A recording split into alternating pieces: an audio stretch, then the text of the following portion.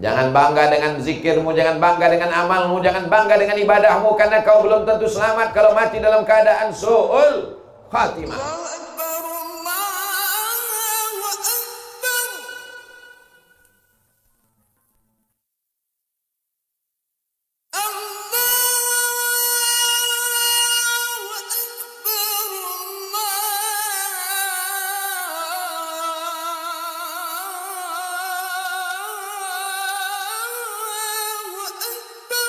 Assalamualaikum warahmatullahi wabarakatuh. Alhamdulillah wassalatu wassalamu ala rasulillah wa ala alihi wa sahbihi wa man tabi'ahu wa mawalah. Yang sama-sama kita hormati Ketua Surau Ad-Din beserta seluruh pengurus, para alim ulama, guru-guru kita, para asatiz, semua jamaah yang hadir tak dapat saya sebutkan satu persatu. Insya Allah kita semua dimuliakan Allah Subhanahu Wa Taala. Amin ya rabbal alamin. Tema kita keutamaan infak dan sedekah. Kalau ada orang memasukkan duit ke kotak, itu namanya infak. Kalau ada orang melihat kotak itu dengan senyum, itu namanya sedekah. Karena sedekah itu umum. Likulli sulama minkum sedekah. Setiap tulang-tulang sendi ini sedekah. Pergi dia ke Surau Ad-Din, ditengoknya sendal-sendal itu kacau balau, lintang pukang, tunggang langgang, macam Ukraina diserang Rusia. Disusunnya rapi. Itu infak apa sedekah? Sedekah. Pergi dia ke Surau Ad-Din, ditengoknya habis kena hujan tenda-tenda, lalu diluruskannya lagi, dibersihkannya lagi. Itu infak apa sedekah? Itu namanya sedekah. Dia tak bisa membantu, sudah tua, tapi dia masih bisa memberikan semangat. Anak-anak muda, kalian semangat ya. Itu infak apa sedekah? Sedekah. Makanya kata Nabi, tabassumika fi wajhi akhika sedekah. Senyummu ke wajah saudaramu itu adalah sedekah. Sedangkan infak, wa anfiqu min thayyibati ma kasabtum, berinfaklah kamu hasil usaha. Ngasih duit itu infak, ngasih air putih itu namanya infak, mengasih kue itu infak. Bentar lagi kue datang. Kalau benda dia dalam bentuk materi itu infak. Kalau bendanya tidak hilang-hilang sampai hari kiamat, itu namanya wakaf. Misalnya ngasih tanah, apakah hilang tanah Surau Ad-Din ini? Tak hilang. Ada yang makan tanah sini? Tak ada. Tanah Surau Ad-Din tak hilang sampai hari kiamat. Itu namanya wakaf. Wakaf tidak boleh hilang. Makanya tidak bisa wakaf lilin. Saya wakafkan lilin ini, tak bisa, karena lilin setelah dibakar hilang. Tiang ini infak atau wakaf? Wakaf. Tiang ini tak boleh hilang. Andai Surau Ad-Din ini 20 tahun lagi berubah menjadi Masjid Ad-Din 10 lantai, maka tiangnya ini tak boleh hilang. Tiangnya ditumbangkan, tetap dijadikan lantai pondasi dasar. Tak boleh hilang tiangnya, karena dia wakaf. Orang dulu menyerahkan duit ke Surau Ad-Din ini, akadnya adalah wakaf. Barang wakaf tak boleh hilang. Jadi kalau ada renovasi masjid, semua yang ada di masjid itu mesti balik. Andai terpaksa mesti dijual, duitnya tetap balik lagi ke masjid. Tak boleh hilang. Ini diantara perbedaan antara wakaf, infak, sedekah. Kalau zakat Pak Ustadz, kalau zakat wajib. Infak, wakaf, sedekah itu sunat. Kalau zakat dia wajib dan ada haulnya setahun sekali dan ada nisabnya, ada batasnya. Kalau zakat, wakaf, infak tak ada batasnya.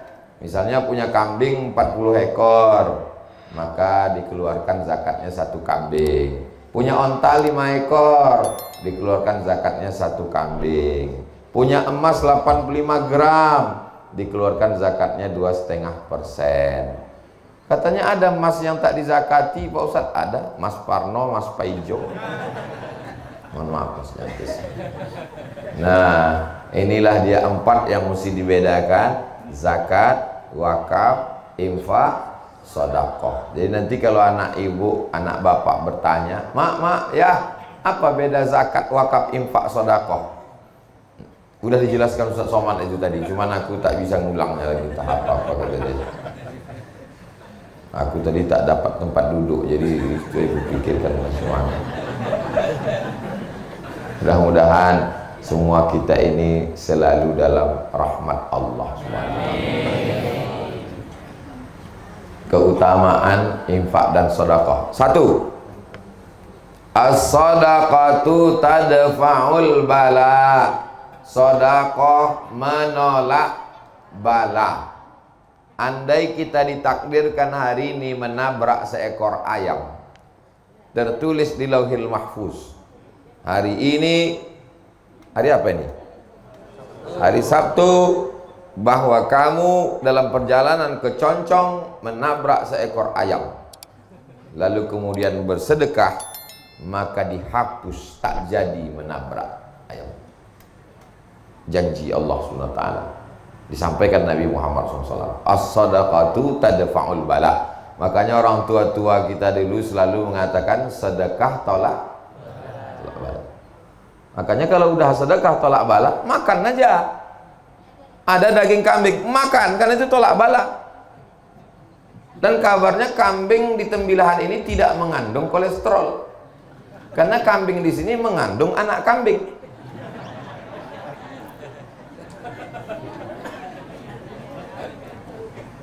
Kita selalu minta tangannya begini ya. Begitu tolak bala langsung berbalik. Allahumma dafa'anal ghala wal waba wal bala wal riba was suyufal mukhtalifata was syada'ida wal mihad.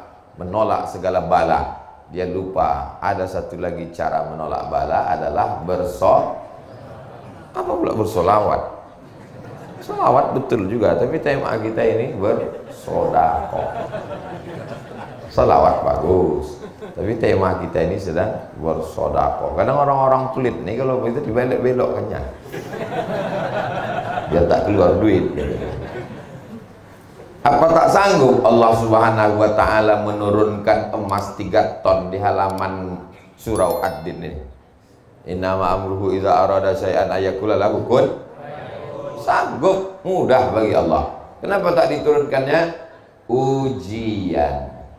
Ada orang diuji kakinya datang ke surau, buktinya lulus.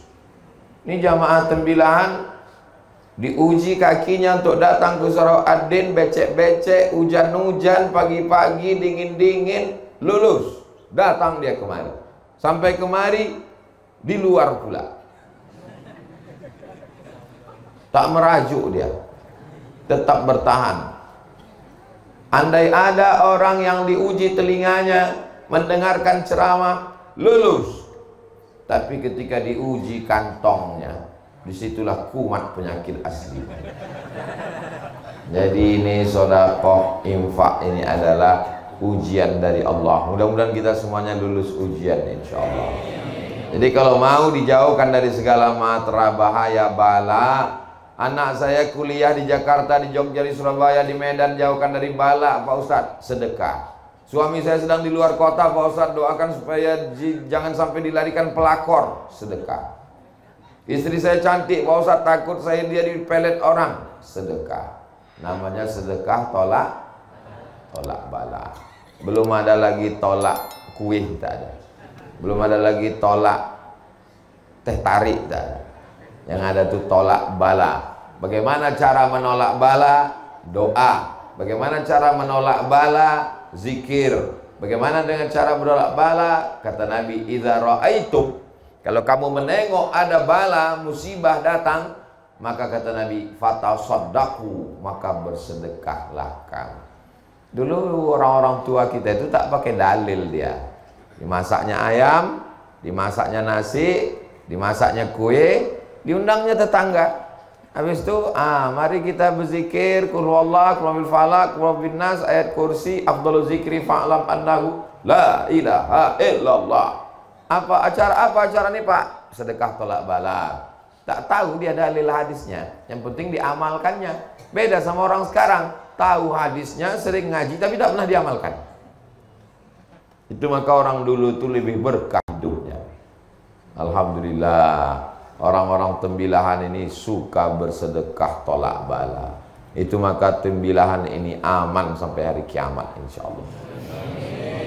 Surau ad-din, din agama. Agama inilah yang menyelamatkan kita. Kalau mau selamat anak cucu kita, surau ad-din ini mesti besar. Ad-din, agamanya mesti selamat. Selamat, makanya doa selamat yang pertama, Allahumma inna nas'aluka salamatan fid-din, selamat dalam agama. Kaya, pejabat, duit banyak, ganteng, kalau agamanya tak selamat, neraka jahanam. Jadi baik kayu bakarnya neraka, tak ada gunanya hidup di dunia. Waquduhan nasu wal hijarah, bahan bakarnya neraka itu nas, manusia, wal hijarah, batu. Nas, manusia, orang kafir. Hijarah, batu-batu berhala yang disembah. Makin besar batu-batu patung itu dibuat, semakin membuat kobaran api neraka. Alhamdulillah, di Tembilahan tak ada patung di Tembilahan, tak ada. Manusia mematung banyak di luar di sana. Bapak Ibu yang ada di dalam surau ad-din, jangan menyepelekan saudara kita yang ada di luar. Boleh jadi mereka lebih dulu masuk surga daripada kita. Jamin kan orang itu. Awas Bapak Ibu. Subhanallah. Itu yang pertama. Yang kedua, kata Nabi SAW, dawu mardakum bis sadaqah, obati orang yang sakit di antara kamu dengan sedekah. Dawu, obati, mardakum, orang yang sakit di antara kamu bis sadaqah, dengan sedekah. Datanglah orang menjumpai Imam Abdurrahman bin Mahdi ahli hadis. Lututku ini udah benanah 7 tahun tak sehat-sehat. Tolonglah aku wahai Imam Abdurrahman bin Mahdi. Imam Abdurrahman bin Mahdi ingat hadis Nabi. Kata dia, kau sedekah. Sedekahnya gali sumur. Cari kampung yang tak ada sumurnya, gali sumur. Setelah digali sumur, kering nanah di lututnya itu sehat. Apa hubungan sumur dengan lutut bernanah? Ternyata orang kampung habis minum berdoa, ya Allah, balaslah kebaikan orang yang bersedekah sumur ini. Tak ada yang sulit bagi Allah Subhanahu wa ta'ala. Ada orang Saudi Arabia sakit, pergi ke Amerika, medical check up dari ujung rambut sampai ujung kaki. Kata dokternya, pulang ke rumah, makan enak, tidur enak. Nanti mana tahu Bapak Ibu di Tembilahan periksa di rumah sakit, kata dokter, pulang ke rumah, makan enak, tidur enak. Itu artinya malaikat maut sudah dari Rengat menuju Tembilahan. Sudah tak ada obatnya. Malaikat maut udah di jalan. Kata dia, tak ada obatnya lagi nih, Bu, pulanglah.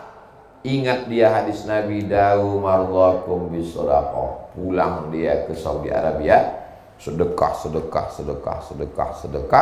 Habis itu dia berangkat lagi cek terakhir. Heran dokter itu, kau makan apa? Biasa. Pakai herbal apa? Biasa, tak ada apa-apa. Tapi pesan Nabi kami, dawu mardakum bisadaqah, berobatlah kamu dengan sedekah. Cerita ini disebutkan dalam kitab judulnya Gharaib wa Taraib Sa'ah wa Sa'ah. Diterjemahkan ke dalam bahasa Indonesia, semua ada saatnya. Penerjemahnya Abdul Somad. Cari bukunya di internet. Semua ada saatnya. Abdul Somad. Buku itu bestseller, tebal. Bapak Ibu yang dimuliakan Allah SWT. Waktu saya sampaikan hadis ini di salah satu masjid, dawu mardakum bis shadaqah, obati orang yang sakit di antara kamu dengan sedekah. Datanglah bapak-bapak ke tempat parkir. Ustaz Somad, hadis yang Ustaz sampaikan tadi betul. Memang betul lah. Mana pula hadis palsu ku sampaikan? Saya mengalami sendiri Pak Ustaz. Gimana? Istri saya diponis dokter kena kista di dalam rahimnya sebesar duit logam. Kalau sudah kena kista, kista ini mesti dioperasi, dibuang sama-sama rahimnya. Kata dokter, ibu dalam rahimnya ada kista, mesti dibuang. Rahimnya hilang. Menangislah si ibu karena rahimnya hilang, tak bisa hamil lagi. Suaminya senyum. Ibu tuh ingat, yang lajang pula senyum, macam paham aja kalian. Ibu tuh ingat hadis Nabi, dawu mardakum bis shadaqah, obati yang sakit dengan sedekah. Dia pun bersedekah, diundangnya anak yatim, fakir miskin. Lalu kemudian dia cek lagi, rupanya kista itu mengerut, hilang. Kata dokter, ibu nggak perlu operasi, rahimnya sehat dan bisa hamil lagi. Ibu itu tersenyum, bapak tuh pula menangis. Gagal. Ini hadis ini membahagiakan untuk ibu-ibu, tapi mengecewakan tuh bapak-bapak.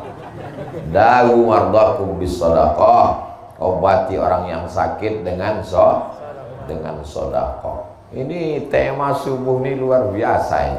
Kenapa saya heran? Kenapalah surau Ad-Din ini judulnya keutamaan infak dan sedekah? Lama saya berpikir, rupanya surau ini punya utang 130 juta. Jadi nanti saya tidak mau dapat kabar hebat pengajian di surau Ad-Din kemarin. Gimana? Sampai jamaahnya melimpah, tak dapat tempat duduk. Itu apa beritanya, layar di luar tuh biru aja?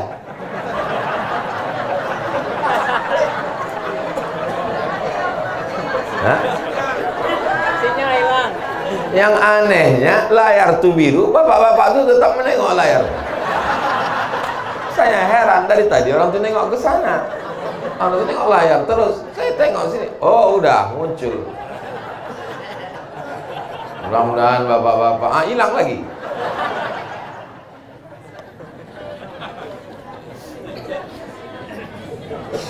Bapak Ibu yang dimuliakan Allah Subhanahu wa taala. Kadang kita ceramah di masjid yang besar, megah, mewah, tapi jamaahnya tak ramah, tak ada senyum, mukanya ketat, orang-orang stres semua. Di surau Ad-Din ini kecil, tapi hati kita bahagia. Ternyata kebahagiaan itu tidak bisa diukur dari masjid yang besar atau di surau yang kecil. Kebahagiaan itu ada di dalam hati orang yang beriman. Saya yakin ini adalah orang-orang yang bahagia semua. Apa bukti bahagia? Lunaslah hutang surau Ad-Din. Bapak Ibu yang dimuliakan Allah, kita lanjutkan yang ketiga. Adik-adik tolong diingat, ini nanti akan keluar dalam UAS, ujian akhir semester. Ketiga, waktu orang sudah mati, masuk ke liang lahat, ditutup pakai papan, ditimbun dari atas. Setelah itu mobilnya pulang. Dan tak lama sesudah itu namanya di STNK BPKB berganti dengan nama orang lain.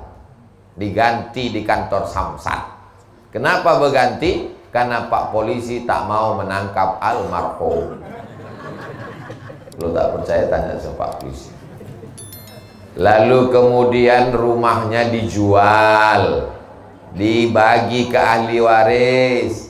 Istri dan anaknya di tepi kubur menangis, menetes air mata, berdoa Allahumma filahu. Habis itu pun pulang semua ke rumah. Wa yabqa wahidun, yang tinggal di kubur itu cuma satu.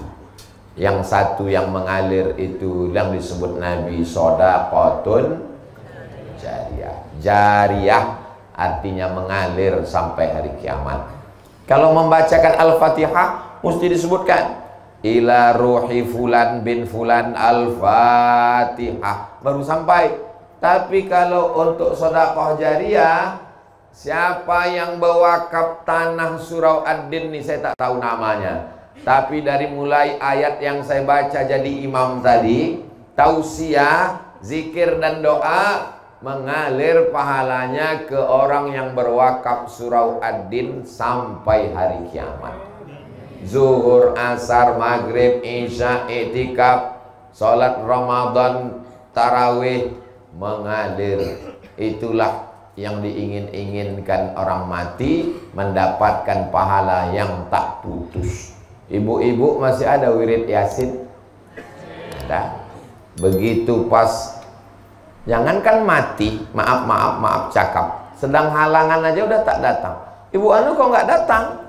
Ya dia belum bisa datang. Kenapa? Anaknya masih kecil. Oh, ibu yang satu lagi anaknya kan udah besar. Anak yang besar tuh pula menitipkan anak kecil.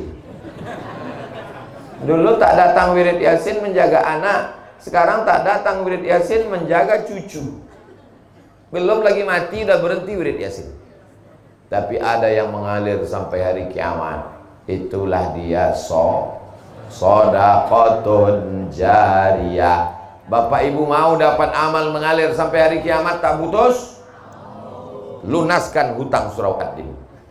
Ini memang iklan ini setiap 5 menit kali mesti diulang terus. Jadi ingat dia. Yang keempat, orang-orang mati itu ditanya sama Allah. Orang mati itu bisa tak ngomong? Tak bisa. Oh, jadi pas malaikat menanya, "Marrabbuka?" tak bisa. "Man nabiyuka?" tak bisa. "Ma kiblatuka?" tak bisa. Orang mati itu bisa tak bicara? Bisa. Kenapa kita tak mendengar? Kalau sampai kita dengar, mati kita. Allah sayang sama kita. Mau kesini pula duluan infaknya. Saya sangka dari sana tadi, rupanya dari sini duluan.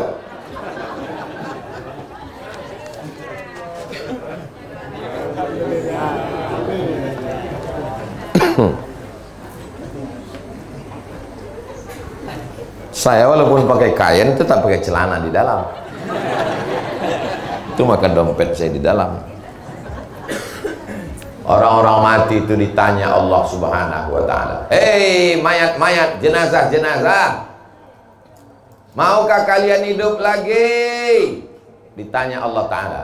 Apa kata orang mati itu menjawab? Jawabannya ada dalam Al-Quran. "Laula akhartani ila ajalin qarib." Tolonglah kasih aku hidup walaupun semenit saja. Kalau ku kasih kau hidup semenit, kau mau apa jenazah? Apa kata jenazah? Fa'asaddaqa wa akum minas salihin. Ternyata jenazah itu jawabannya satu. Kalau kau kasih aku hidup ya Allah, aku mau bersedekah. Kenapa jenazah itu tak menjawab? Hidupkan aku mau haji. Hidupkan aku mau tahajud. Hidupkan aku mau kawin lagi. Hidupkan aku mau. Kenapa dia mau sedekah? Dikaji oleh para ulama. Karena pahala yang langsung mengalir ke kubur adalah pahala sedekah. Begitu meninggal langsung mengalir kerannya ke kubur liang lahat. Orang-orang yang berwakaf Surau Ad-Din ini, kalau hidup dia dimudahkan Allah segala urusannya. Kalau dia sudah meninggal, dilapangkan kuburnya sejauh mata memandang. Dijadikan makam liang lahatnya salah satu dari taman-taman surga. Dijauhkan kuburnya dari lubang-lubang neraka. Maka usahakan kalau bisa. Kalau tak bisa ya tak apa-apa. Saya kan ustadz, saya tidak bisa memaksa. Saya tidak bisa bawa pedang subuh ini lalu sedekah. Kalau tak sedekah aku pancung nanti. Oh, tak bisa. Ini ustadz radikal, kepala kau kena pukul. Ustadz itu artinya da'i. Da'i itu hanya mengajak. Saya mengajak Bapak Ibu, tak ada untungnya untuk saya. Kumpulkan duit Bapak Ibu, nanti akan saya bawa ke Pekanbaru untuk bangun pesantren saya. Abdul Somad tak begitu. Mengajak jamaah ngumpulkan duitnya untuk bangun pesantren Jil As-Salamah. Kumpulkan duit orang tembilahan, duitnya untuk membangun pesantren Hayatul Quran. Kumpulkan duit jamaah subuh untuk bayar utang Surau Ad-Din.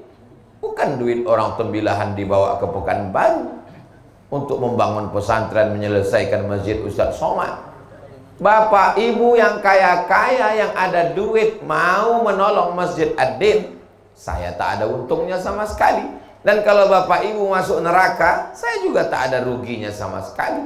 Cuman kalau saya masuk surga nggak ada Bapak Ibu, rasanya nggak enak. Nggak ada lo, nggak rame guys. Orang beriman itu tidak egois. Orang beriman itu kalau masuk surga, dia tidak hanya sekedar jumpa bidadari, makan, minum, dak. Yang pertama dia tanya, kawanku di Surau Ad-Din dulu mana? Kemana kawanku yang ada di Surau Ad-Din dulu? Rupanya orang Surau Ad-Din sudah masuk surga Jannatul Firdaus semua, insya Allah. Amin. Sebagaimana kita bersama di Surau Ad-Din, begitu juga lah nanti kita bersama Rasulullah Sallallahu Alaihi Wasallam. Saya yakin dan percaya Surau Ad-Din ini nanti ke depannya besar karena lapangannya masih luas, berubah menjadi, ini dekat dari masjid, jauh. Nah, kalau dekat dari masjid dia tak bisa dua masjid berdekatan Jumat kalau jamaahnya tak cukup, apalagi dalam mazhab Syafi'i yang ketat. Tapi kalau masjid jauh, nah ini dirubah nanti ke depan lebih besar, ada MDA-nya. Kalau tak bisa ke samping, ke atas. Kalau tanahnya luas, ke samping. Kalau tanahnya tak luas, naikkan bangunan ke atas. Di Pontianak, Kalimantan Barat, ada masjid Ustadz Lukman. Di pemukiman saudara kita Tionghoa, tak bisa lagi ke samping, dinaikkan ke atas. 6 lantai masjidnya. Bisa. Di lantai atasnya ada kantor, takut pula tersangkut di kipas. Di lantai atasnya ada hotel, dibuat hotel bintang 5. Di atas lantai atasnya ada ruang pertemuan convention hall. Di bawahnya masjid. Bisa saja, di Mesir banyak begitu. Di bawah masjid, di atasnya hotel, di atasnya kondominium, di atasnya apartemen. Bisa saja ke depan, di bawahnya masjid Surau Ad-Din, di atasnya adalah hotel, di atasnya kantor. Hotelnya hotel syariah.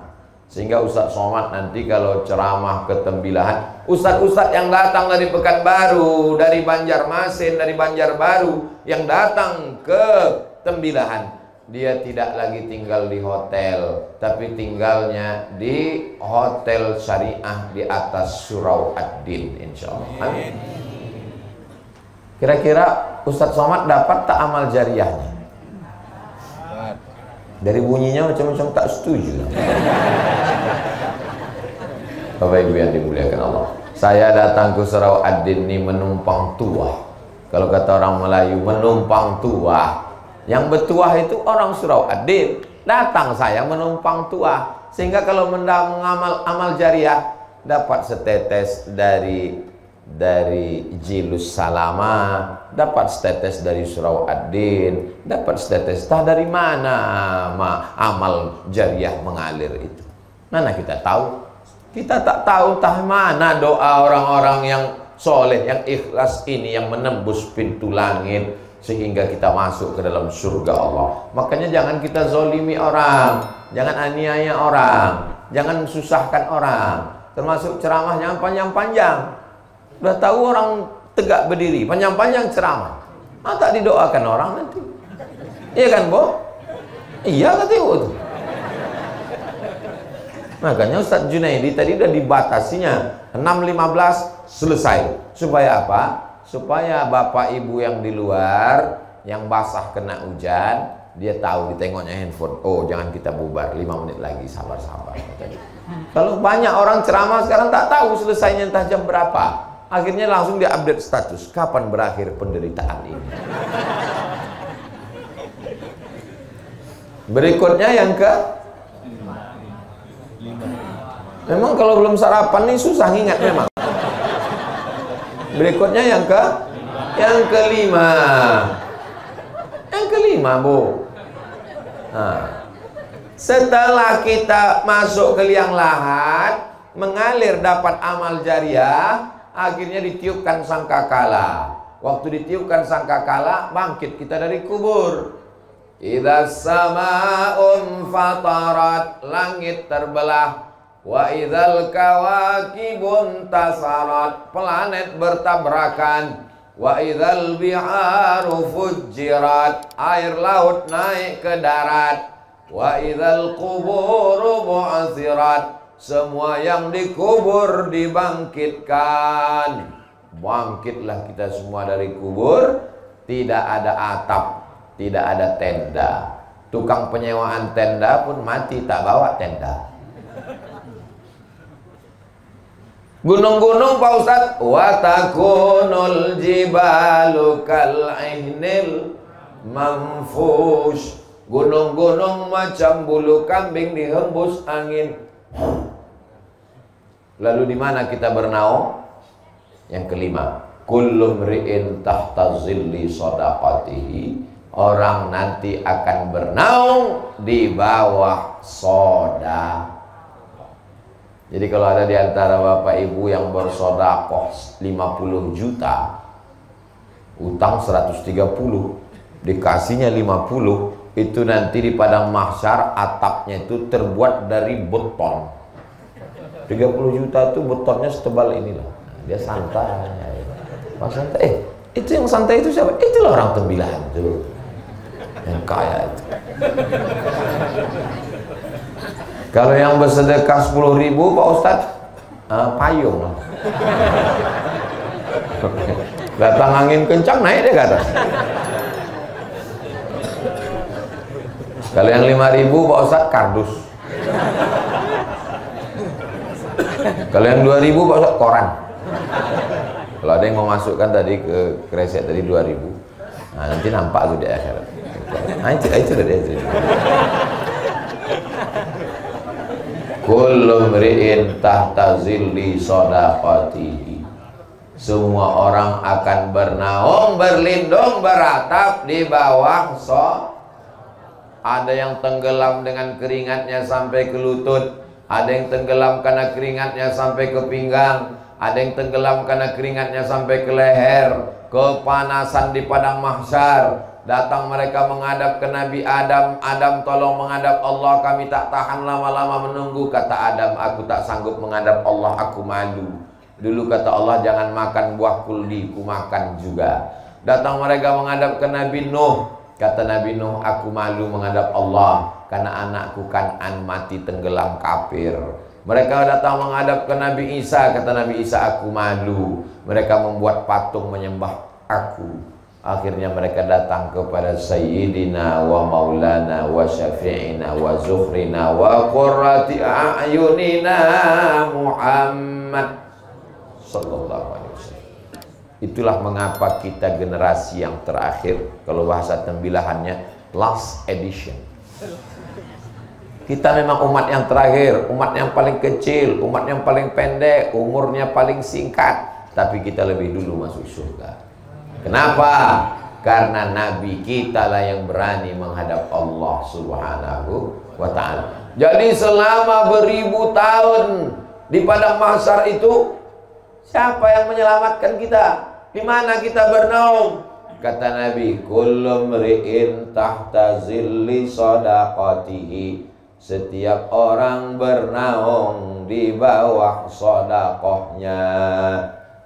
Beruntungnya orang yang membangun surau Ad-Din ini, maka nanti ketika kamu menghadap Allah di padang mahsyar, dia di bawah naungan sodakohnya. Bertuahnya orang yang bersodakoh subuh ini, maka ketika nanti di padang mahsyar dia bernaung di bawah sodakohnya, insya Allah.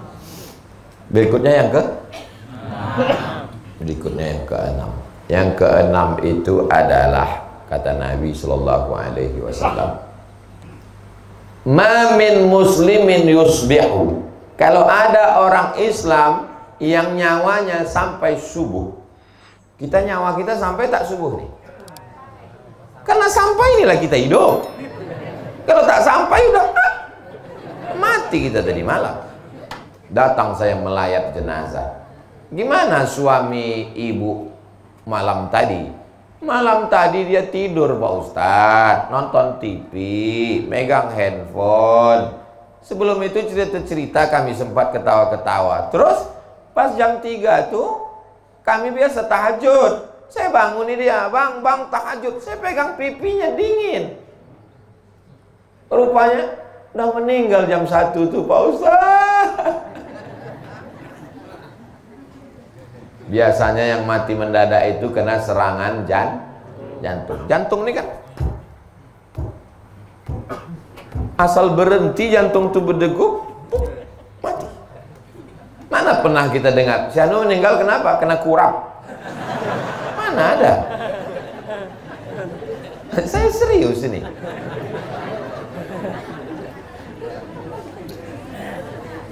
Orang mati karena jantung berhenti berdetak. Kalau jantung berhenti berdetak, darah tak mengalir.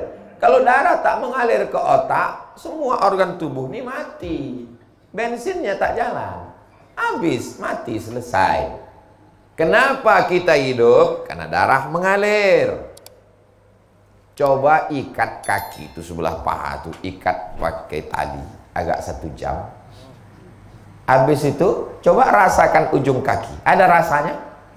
Tak ada. Mati rasa. Kenapa mati rasa? Karena darah tak mengalir. Kenapa darah tak mengalir? Karena diikat pakai tali. Begitulah kalau seluruh badan kita ini darah tak mengalir, mati. Kenapa darah mengalir? Karena jantung menyemburkan darah. Dokter hanya bisa menjawab sampai di situ. Kenapa orang hidup? Karena jantung menyemburkan darah. Kenapa jantung bergerak? Tak bisa menjawab. Kenapa jantung bergerak? Yang bisa menjawab itu hanya orang yang berakidah, bertauhid. Karena Allah meniupkan ruh. Ketika ruh itu dicabut, maka jantung pun berhenti berdetak. Dan berubahlah darah menjadi nanah. Darah itu berubah menjadi nanah, daging membusuk, biji mata keluar mengelupas, rambut yang selama ini habis 30% anggaran belanja untuk beli sampo. Habis, rambut mengelupas dari kepala, usus membusuk, pecah. Dan cacing datang menyerang. Apa kata cacing? Brownies sudah siap. Akhirnya kita hanya setumpuk daging busuk yang akan menjadi santapan cacing tanah.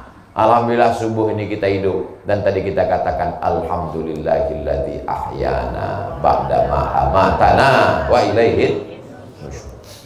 Siapa yang hidup subuh dikirim Allah 2 malaikat.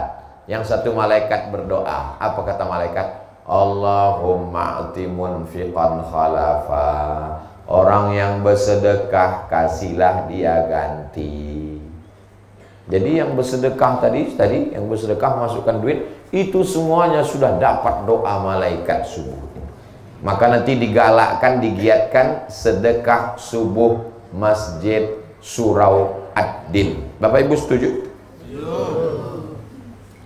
Gimana kabar Surau Ad-Din?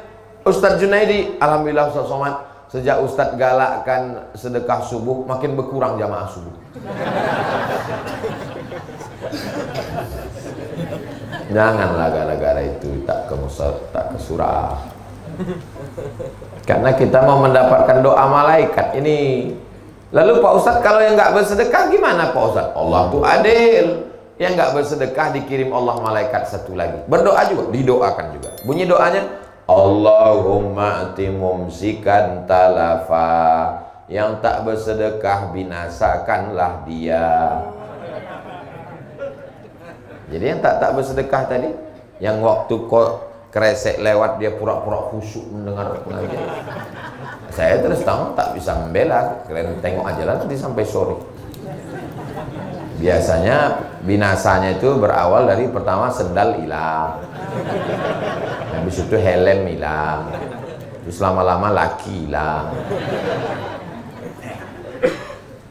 Doa malaikat itu pasti kabul. Ini hadisnya sahih nggak Pak Ustaz? Hadisnya ada dalam Sahih Al-Bukhari, ada dalam Sahih Muslim. Hadis tersahih dalam Ahlus Sunnah wal Jamaah. Allahumma a'ti munfiqan khalafa. Setiap subuh. Tapi subuh ini saya nggak bawa uang Pak Ustaz. Cincin kami terima. Mana kresek kita? Bawakan sekali lagi. Banyak ibu-ibu ini yang mau ngasih cincin, jam. Nah, besok jalan sekali lagi Pak. Ada kunci motor, masukkan. Kunci berangkas, masukkan. Saya melihat orang Mesir bersedekah. Begitu dibawakan goni beras, langsung orang Mesir, ibu-ibu, emak-emak Mesir itu membuka cincinnya, rantainya, gelangnya, masuk semua. Tenang saya nengok. Begitu dibuat di Indonesia, mereka buka carinya mana yang paling kecil. Oh enggak jadi. Ada satu yang masukkan, begitu dibawa ke toko Cina, ayah imitasi lah. Kecuali di Tembilahan. Tembilahan ini orangnya orang-orang radikal. Pulang sholat Jumat di Masjid Al-Huda kemarin, saya posting 2 video. Susah mau keluar masjid. Di tempat lain biasa, mau lewat-lewat lah. Di sini luar biasa. Pondok pesantren bertumbuhan. Maulid paling ramai Tembilahan, Indragiri Hilir. Orangnya orang-orang militan. Misalnya kan saya yakin ini utang Adin ini lunas subuh. Pokoknya apapun judulnya, ujungnya utang ini lunas. Berikutnya yang ketujuh. Yang ketujuh adalah bahwa Nabi Shallallahu Alaihi Wasallam mengatakan, shadaqatus sirri tadfa'u mitatasu. Shadaqah menolak mati su'ul khatimah. Jangan bangga dengan zikirmu, jangan bangga dengan amalmu, jangan bangga dengan ibadahmu, karena kau belum tentu selamat kalau mati dalam keadaan su'ul khatimah. Kita mau mati dalam keadaan husnul khatimah. Anak kita yang membisikkan ke telinga, la ilaha illallah. Iya kalau matinya di rumah. Kalau matinya di pesawat, kalau matinya di rumah sakit, ruang ICU, security pun tak boleh masuk. Yang bebas masuk cuma malaikat maut. Kalau matinya dalam kecelakaan lalu lintas, nauzubillah, siapa yang membisikkan ke telinga kita la ilaha illallah? Tapi ada orang yang dijamin matinya husnul khatimah. Siapa dia? Orang yang bersedekah. Yang bersedekah untuk hutang surau ad-din ini. Ini semuanya mati husnul khatimah. Yang 100.000 husnul khatimah. Yang 50.000 husnul khatimah. Yang 2.000 setengah-setengah.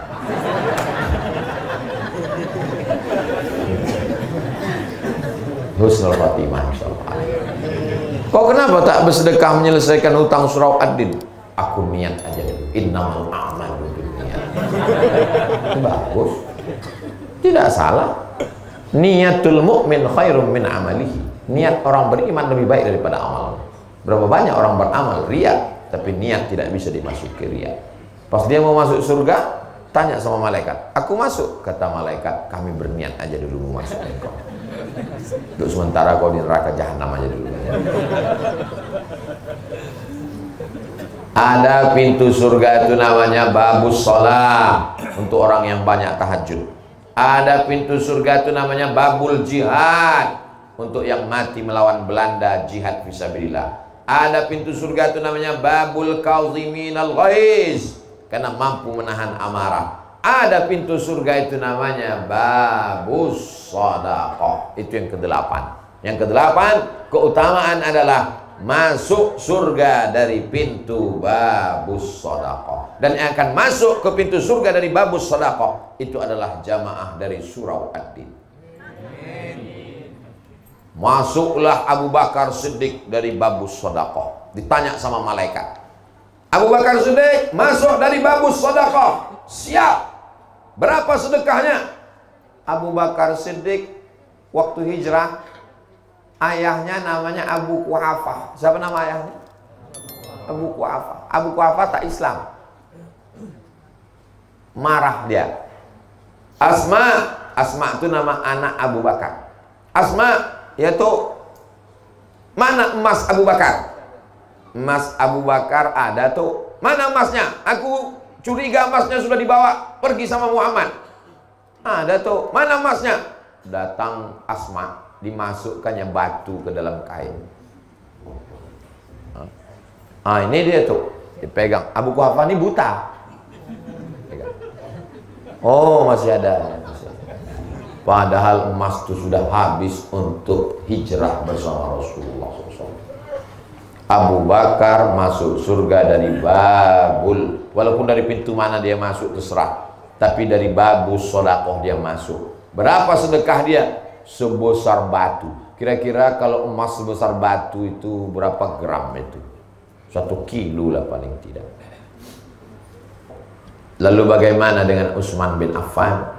Utsman bin Affan mewakafkan hartanya fisabilillah bermiliar-miliar kalau dihitung sekarang. Tiba-tiba ada satu orang dari Tembilahan mau masuk surga dari babus shadaqah.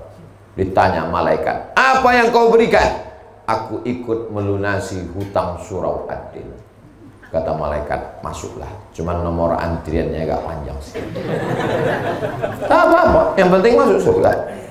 Daripada STJ, status tak jelas. Semua kita ini pasti masuk surga. Man qala la ilaha illallah Muhammadur Rasulullah dakhala jannah. Siapa yang mengucapkan la ilaha illallah Muhammadur Rasulullah masuk surga. Berikutnya yang ke 9, terakhir. Jadi nanti judulnya 9 keutamaan infak dan sedekah. Mantap. Yang ke-9 adalah kata Nabi SAW, as-sadaqatu tudfi'u ghadabar rabbi kama tudfi'ul ma'an nar. Sedekah memadamkan murka marah Allah seperti air memadamkan api. Api yang bergelora dipadamkan oleh air. Begitulah Allah tak jadi marah sama orang yang pelaku dosa gara-gara sedekah. Kau sudah bertobat, aku sudah sholat sunat taubat. Kau sudah bertobat, aku sudah beristighfar. Kau sudah bertobat, aku sudah berbuat baik. Ada satu yang belum kau lakukan. Apa dia? Bersedekah. Inilah Pak Ustaz, saya bingung ini. Kemana lah duitnya saya campakkan? Lunasi hutang-hutang surau Ad-Din. Karena saya udah tak sampai hati menengok Pak Ketua, itu yang lah wajahnya. Beda. Saya kan senyum tuh. Saya pun senyum tuh karena belum dikasih tahu judul ceramah. Seandainya waktu dipoto tuh dikasih tahu utang surau Ad-Din 130, mungkin saya tak sanggup juga senyum. Tapi insya Allah sekali lagi nanti saya datang ke surau Ad-Din ini akan ada secercah senyuman dari Pak Ketua. Menjadi ketua surau ini tidak ada untungnya, menanggung beban di hadapan Allah Subhanahu wa taala, beban pikiran. Jadi mudah-mudahan kita subuh ini mengurangi beban Pak Ketua, dan tidak ada untungnya bagi Pak Ketua, dan tidak ada untungnya bagi Ustaz Abdul Somad. Ini semuanya adalah untuk bekal kita nanti menghadap Allah Subhanahu wa taala. Itulah yang dapat saya sampaikan pada subuh ini. Jangan kemana-mana, kita lanjutkan setelah yang satu ini. Hah? Langsung doa. Oh, ala hazihin niyah, mudah-mudahan keluarganya diberi sakinah mawaddah warahmah, anak-anak soleh dan soleh, suami yang belum dapat hidayah dibukakan pintu hidayah, istri yang belum bertudung, belum sholat dibukakan pintu hidayah, negeri kita dijadikan baldatun thayyibatun wa rabbun ghafur. Ala hazihin niyah, al-fatihah.